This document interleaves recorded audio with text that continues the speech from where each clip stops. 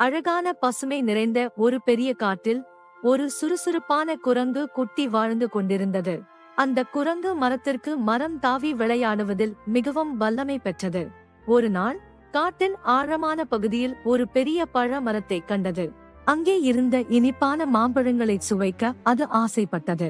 வழியில் ஒரு அழகான நீல நிற பறவையை சந்தித்தது.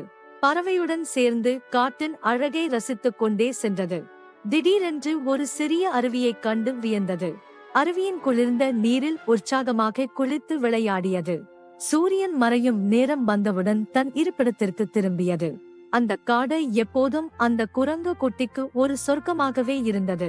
ஒரு அடர்ந்த காட்டின் ஓரத்தில் 4 சிறந்த நண்பர்கள் ஒரு பெரிய பயணத்தை தொடங்க தயாராக இருந்தனர். அனைவருக்கும் வழிகாட்டியாக கம்பீரமான யானை முன்னே சென்றது. பக்கபலமாக அன்பான கரடி அதன் பின்னே மெதுவாக நடந்து வந்தது. வண்ணமயமான கிளி மரங்களுக்கு மேலே பறந்து வழியே பார்த்து கொண்டிருந்தது. துருதுருப்பான குரங்கு குட்டி மரக்கிளைகளில் தாவி குதித்து விளையாடிக் கொண்டே வந்தது.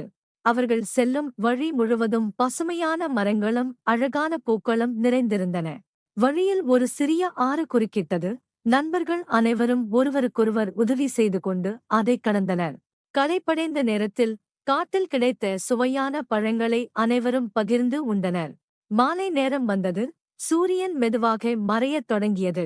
முதல் நாள் பயணம் இனிமையாக முடிந்தது.